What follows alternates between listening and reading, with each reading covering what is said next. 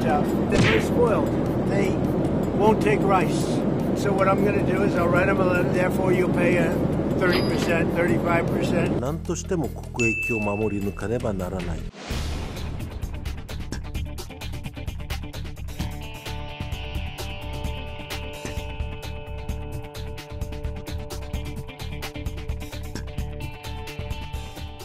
We've dealt with Japan. I'm not sure if we're going to make a deal. I doubt it with Japan. They're very tough. You have to understand, they're very spoiled.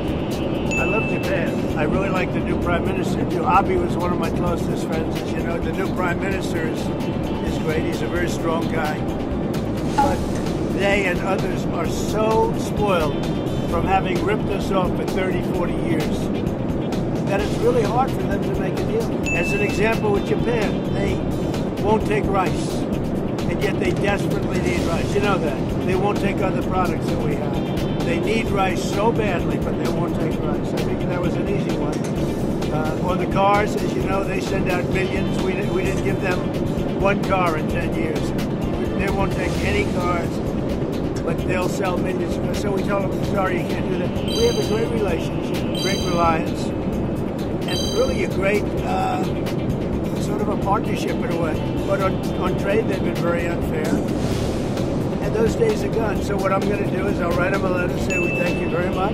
We know you can't do the kind of things that we need. And therefore, you'll pay a 30%, 35%, or whatever the number is that we determine, because we also have a very big trade deficit with Japan, as you know. And it's very unfair to the American people.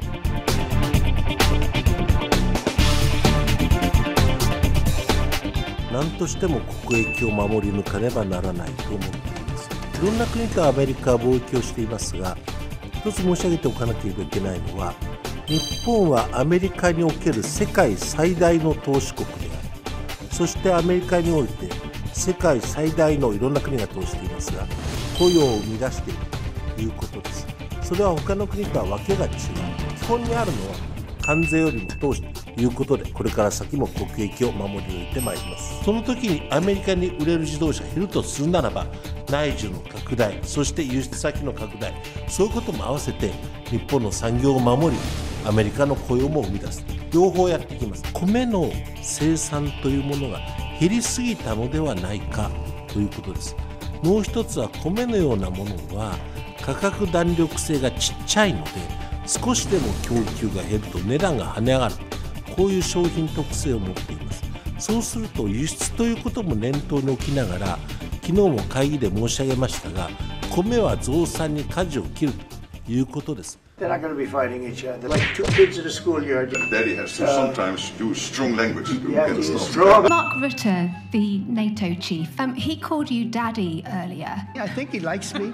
If he doesn't, I'll let you know. I'll come back and I'll hit him hard, okay? The daddy thing, I didn't call him daddy. Not that I was calling President Trump daddy.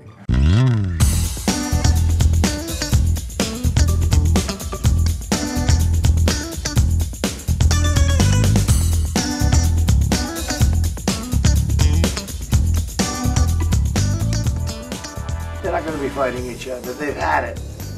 They've had a big fight, like two kids at a schoolyard. You know, they fight like hell.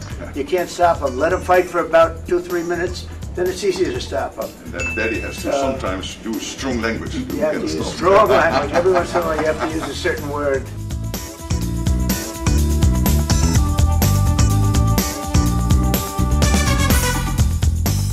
Mark Rutte, the NATO chief, who is your friend, he called you daddy earlier.